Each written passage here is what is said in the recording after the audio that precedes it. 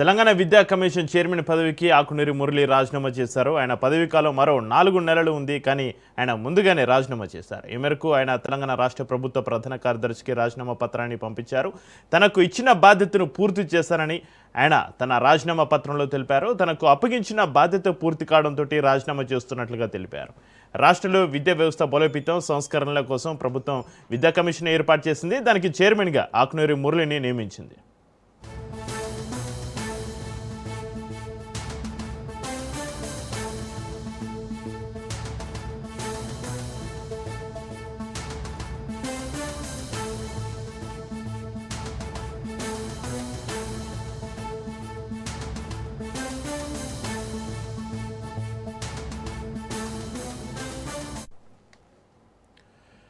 తెలంగాణ విద్యా commission chairman పదవికి ఆకునూరి మురళి రాజీనామా చేశారు. ఆయన పదవీ కాలం మరో 4 నెలలు ఉంది, కానీ ఆయన ముందుగానే రాజీనామా చేశారు. ఈ మేరకు ఆయన తెలంగాణ రాష్ట్ర ప్రభుత్వ ప్రధాన కార్యదర్శికి రాజీనామా పత్రాన్ని పంపించారు. తనకు ఇచ్చిన బాధ్యతను పూర్తి చేశారని ఆయన తన రాజీనామా పత్రంలో తెలిపారు. తనకు అప్పగించిన బాధ్యత పూర్తి కావడంతో రాజీనామా చేస్తున్నట్లుగా తెలిపారు. రాష్ట్రంలో విద్యా వ్యవస్థ బలోపేతం సంస్కరణల కోసం ప్రభుత్వం విద్యా కమిషన్ను ఏర్పాటు చేసింది. దానికి చైర్మన్గా ఆకునూరి మురళిని నియమించింది.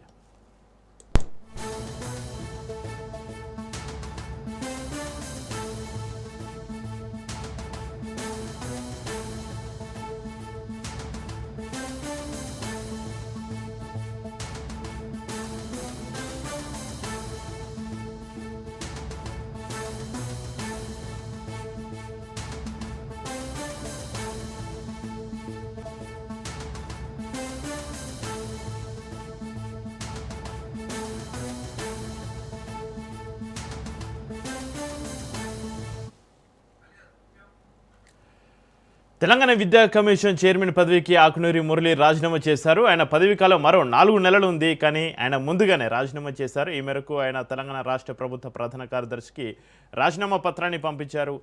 తనకు ఇచ్చిన బాధ్యతను పూర్తి చేశారని ఆయన తన రాజీనామా పత్రంలో తెలిపారు. తనకు అప్పగించిన బాధ్యత పూర్తి కావడంతో రాజీనామా చేస్తున్నట్లుగా తెలిపారు. రాష్ట్రంలో విద్యా వ్యవస్థ బలోపేతం సంస్కరణల కోసం ప్రభుత్వం విద్యా కమిషన్ ఏర్పాటు చేసి దానికి చైర్మన్గా ఆకునూరి మురళిని నియమించింది.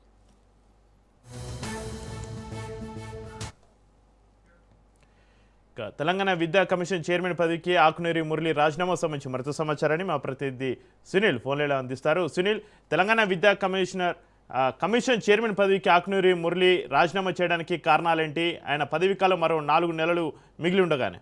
సునీల్, ప్రస్తుతం తెలంగాణ విద్యా కమిషన్ చైర్మన్ గా ఉన్నటువంటి ఆకునూరి మురళి రాజీనామా లేఖను అటు చీఫ్ సెక్రటరీకి ఈ రోజు పంపించడం పట్ల తెలంగాణ రాష్ట్ర వ్యాప్తంగా కూడా ఒక చర్చ కొనసాగుతుంది. ఎందుకంటే ఇంకా 4 నెలలు తనకు సమయం ఉన్న నేపథ్యంలో ఈ సమయంలో ఎందుకు రాజీనామా చేయాల్సి వస్తుంది అన్న దానిపై కూడా చర్చ మాత్రం కొనసాగుతుందని చెప్పవచ్చు. ప్రస్తుతం అయితే ఆకునూరి మురళి ఈ రోజు తెలంగాణ రాష్ట్ర ప్రభుత్వం తనకు ఇచ్చినటువంటి ఈ బాధ్యతను పూర్తిగా నెరవేర్చాను, విద్యా కమిషన్ గా నూతన విద్యా విధానాన్ని అవలంబిస్తూ తెలంగాణ రాష్ట్ర ప్రభుత్వం ఇటీవలనే ఒక కమిషన్ వేసిన హై లెవెల్ కమిషన్ ని.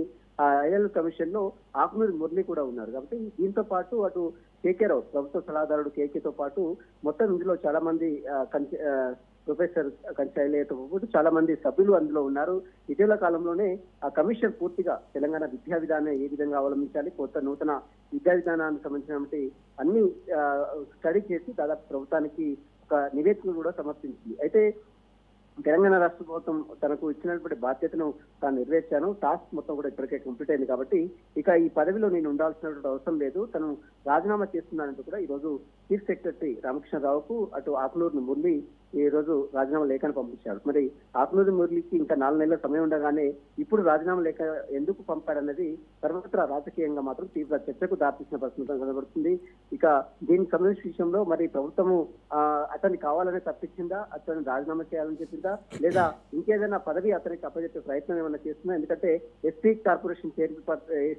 కమిషన్ చైర్మన్ గా నియమిస్తారంటూ కూడా పెద్ద ఎత్తున ప్రచారం జరుగుతుంది. కాబట్టి ఆ కోణంలో ఏమైనా ప్రభుత్వం ఆలోచిస్తున్నా అన్న దానిపై కూడా సందిగ్ధత నెలకొందని చెప్పవచ్చు. ప్రస్తుతం అయితే అతను రాసినటువంటి లేఖ చీఫ్ సెక్రటరీ పరిశీలించి మరి ప్రభుత్వం దృష్టి తీసుకెళ్లిన తర్వాత దీనిపై ఎలాంటి నిర్ణయం తీసుకుంటారు, రాజీనామాని ఆమోదిస్తారా లేదా అనేది కూడా చూడాల్సిందని చెప్పవచ్చు. రమణ,